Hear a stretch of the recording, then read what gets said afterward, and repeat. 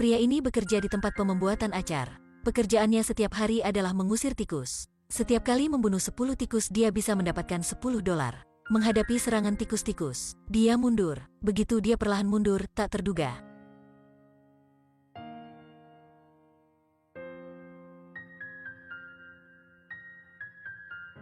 Pada momen itu tempat membuat acar ini ditutup. Tak ada siapapun yang menemukannya terjatuh ke dalam. Pria dan juga tempat ini diasinkan bersama dengan timun. Apakah Anda pikir dia akan mati? Hal yang tak terduga dan tidak dapat Anda akan bayangkan terjadi. Waktu pun berlalu, semuanya berubah. 100 tahun sudah berlalu. Dua bocah yang bermain, dengan dronenya terjatuh dan sampai ke tempat ini. Selain niat awal mereka, karena penasaran mereka juga ingin membuka kotak acar.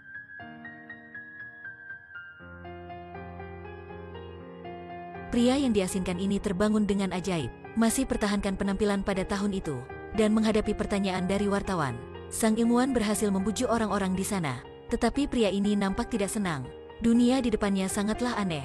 Semuanya tak seperti sebelumnya. Sang istri tercinta sudah meninggal 80 tahun lalu. Akhirnya dia tidak bisa mengkontrol emosinya.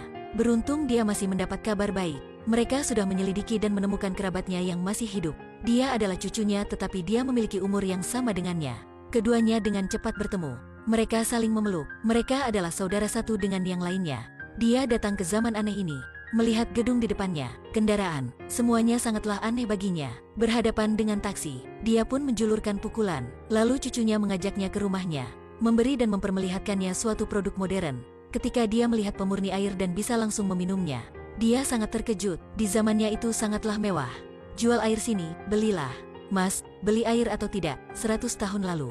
Hanya dengan $5 bisa meminum air, zamannya pada 100 tahun lalu. Lalu sang cucu mengajaknya keluar. Dia memakan sesuatu yang belum pernah ia makan. Dia belum pernah melihat kereta skuter. Dia bertanya tentang pekerjaan cucunya. Cucu pun menceritakan tentang pekerjaannya, yaitu aplikasi yang ia ciptakan. Inilah penemuannya dalam 5 tahun. Dengan aplikasi ini hanya perlu mengscan kode produk, dan akan langsung mendapat informasi mengenai produk itu. Bisa melihat komentar bagus atau jelek. Ketika dia melihat gambar di dinding, dia bertanya kenapa tak ada gambar keluarganya. Lalu sang cucu mengeluarkan album, memperkenalkan anggota keluarga untuknya. Kecuali istrinya dia tak mengenal siapapun. Waktu itu dia ingin pergi ke kuburan istrinya untuk mengucapkan selamat jalan.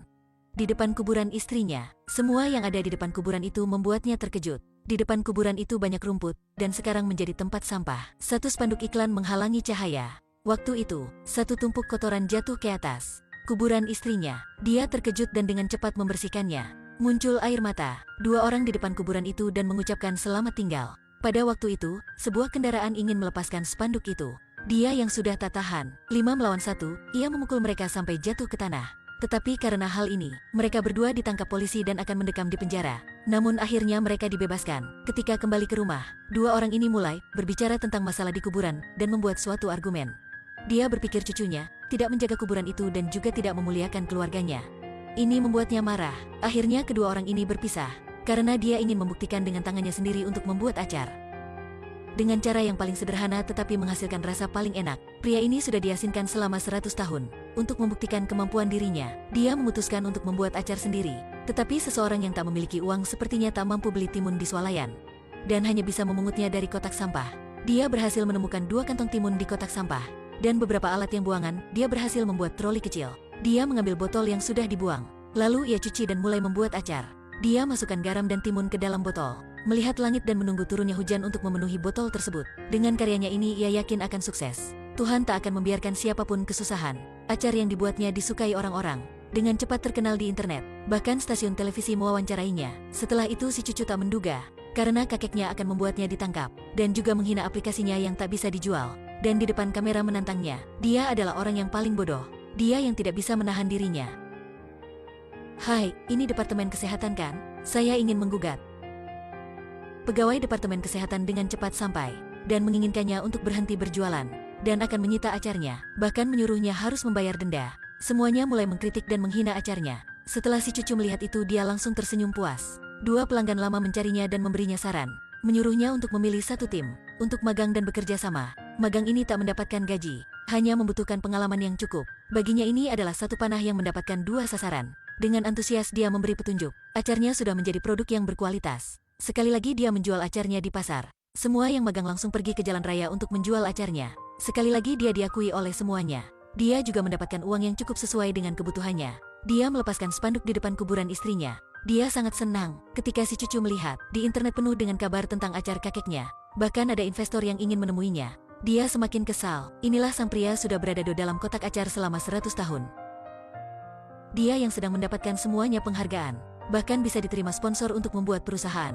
Mereka tak ingin dia bekerja lagi, karena dia dengan cepat akan melewati mereka. Setelah berhasil dia kembali rumah cucunya. Tetapi cucunya sangat kesal. Dia memperkenalkan Twitter kepada kakeknya dan memulai perbincangan yang jelek di internet. Dia telah tertipu dan jangan sampai menggunakan kekerasan lagi. Menghadapinya dengan senyum bajingannya, kali ini ia yakin bisa mengatasinya.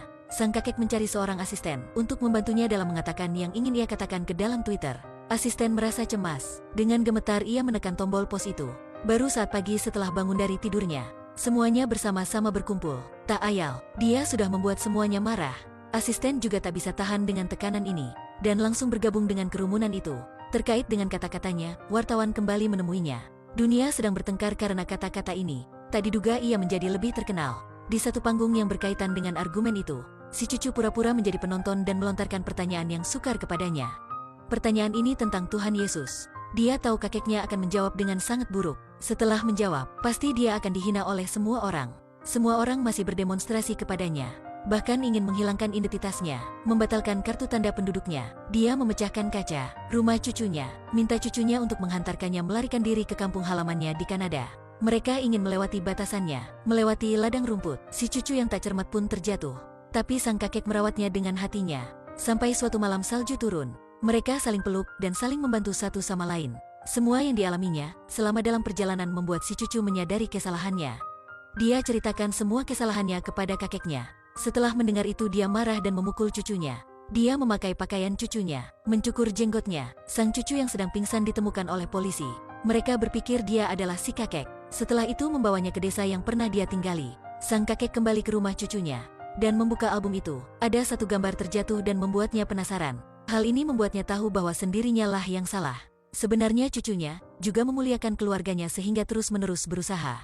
Ketika sang cucu sampai di rumah yang lama, baginya tempat ini sangatlah aneh.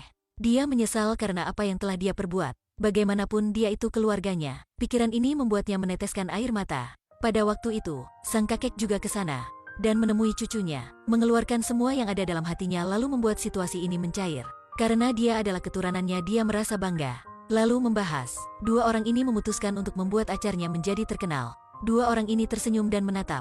Mulai dari sini, mereka akan mulai membuat zona acar mereka.